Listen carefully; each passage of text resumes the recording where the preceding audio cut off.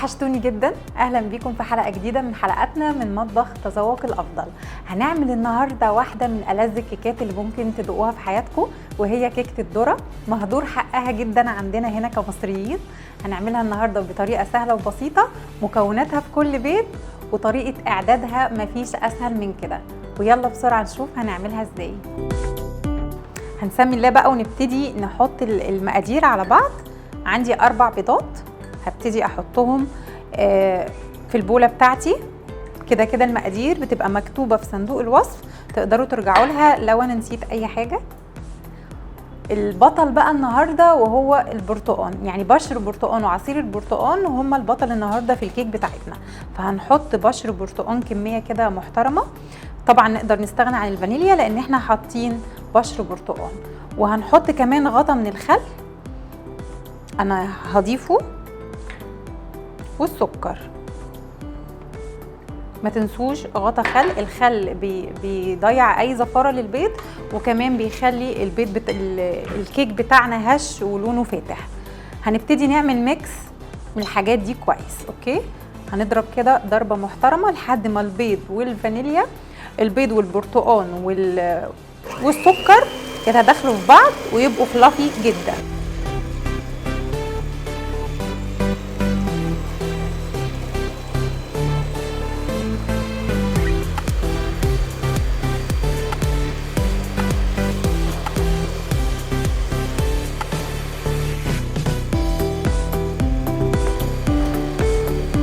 معلقه الخل اللي انا قلت لكم عليها، الخل ده هيضيع اي ريحه معايا وهيخلي الكيك بتاعي طري جدا.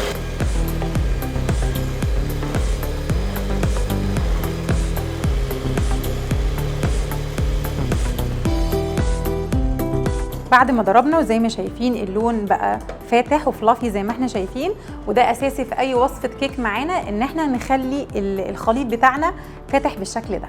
هنضيف بقى عصير البرتقال، ده تقريبا عصير برتقانه كامله كبيره او برتقانتين صغيرين، وهنضرب. هنعمل ميكس تاني.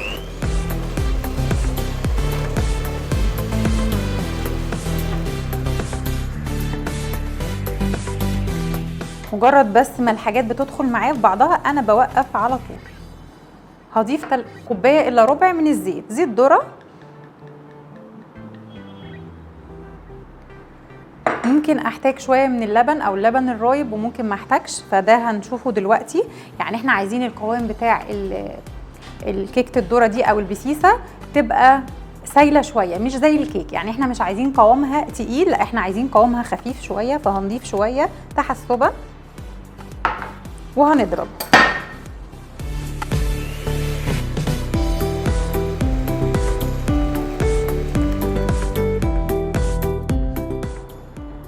هنضيف بقى الكميه بتاعتنا بتاعت الدقيق. احنا عندنا التلت والتلتين. يعني ايه تلت وتلتين؟ يعني عندي كوبايتين دقيق ذره جاهز، الدقيق الذره اللي احنا بنجيبه من اي سوبر ماركت او طحنينه يعني وجايبينه من بره، وكوبايه من الدقيق العادي. تمام، يعني كوبايتين وكوبايه. هنضيف الكلام ده كله مره واحده، عليهم رشه ملح، مهم جدا رشه الملح، وعليهم البيكنج باودر بتاعنا، معلقه كبيره او كيس من البيكنج باودر. وهنخلط الكلام ده كله، هنعمل ميكس.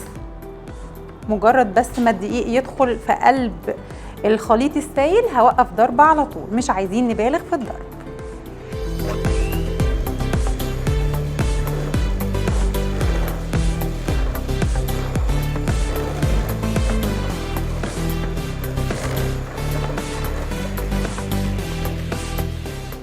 ده القوام بتاعي. زي ما احنا قلنا الكيكه بتاعه الذره بتبقى سايله شويه، ما بتبقاش زي الكيك العادي، القوام بتاعها بيبقى خفيف شويه. انا هقلب بسباتولا او اي حاجه، هنقلب كويس من تحت لفوق لحد ما الدقيق بس يختفي معانا. مجرد ما يختفي هوقف تقليب.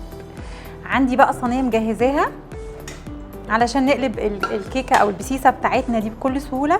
هنرش رشه كده من الزبده او السمنه او اي ماده دهنيه عندنا او الزيت بالشكل ده، وهنحاول نجيب الزيت كده في كل الاتجاه بتاع الصينيه. تمام، ورشه كده، ده في حاله احنا ما عندناش ورق زبده او ما عندناش الصواني اللي هي ما بتلزقش، فاحنا برضو هنتصرف، مفيش اي حاجه توقفك ولا تعطلك. هناكل كيكه الذره، يعني هناكل كيكه الذره. وبس كده هنحاول نغلف الصينيه كلها بالدقيق بالشكل ده عشان تطلع معانا بكل سهوله. وهنحط بقى الخليط بتاعنا، القوام بتاعها عامل بالشكل ده. طبعا لونها تحفه عشان البرتقال اللي احنا ضايفينه وبشر البرتقال، لونها كمان هيبقى حلو جدا وطعمها كمان احلى واحلى. هنضيف الكميه بقى كلها. الكيك بينزل مني، الخليط بينزل مني بكل سهوله لان هي القوام بتاعها مظبوط، مش خفيف ومش تقيل. هديها خبطتين كده وهدخلها فرن درجه حرارته في الاول كده 180، هحطها 10 دقايق بس علشان تطلع معايا، وبعدين هخلي الفرن على 160، هتقعد تقريبا 30 دقيقه في الفرن. هندخلها الفرن نكون مسخنين الفرن قبلها. اي كيكات بنعملها مهم جدا الفرن نكون مجهزينه ومخلينه على درجه حراره 180. هندخلها الفرن وهنسيبها تقريبا 30 دقيقه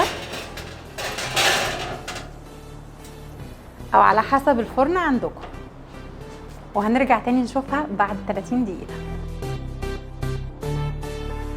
ده شكل الكيك بتاعنا اول ما خرج من الفرن، كيكه الذره. هنستناها تبرد شويه صغيرين وبعدين هنقلبها بكل سهوله ونبتدي نقدمها. مهم جدا ما نقلبش الكيك وهو سخن، طبعا عشان رشه الدقيق اللي قلنا عليها اتقلبت معانا بكل سهوله. وده شكلها. هنجيب بقى سكينه كده ونشوف الكيكه بتاعتنا الحلوه دي عامله ازاي من جوه. كيكه الذره اللي مهدور حقها عندنا طالعه فظيعه ومظبوطه. طبعا الناس اللي بتحب الكيكات او بتحب الذره في العموم هينبسطوا قوي من الكيك ده. قطعوها بالشكل اللي يريحكم. الكيك نفسه مظبوط، واخده سوا مظبوط، فلافي، مظبوطه من بره ومن جوه، وطعمها طبعا حلو جدا. وكيكه الذره معروفه وكلنا بنحبها. اتمنى يكون الفيديو عجبكم واتمنى اكون قدرت اوصل لكم المعلومه. ما تنسوش بقى لو عجبكم الفيديو ده تعملوا لايك وشير، واستنوني في حلقات تانية كتير.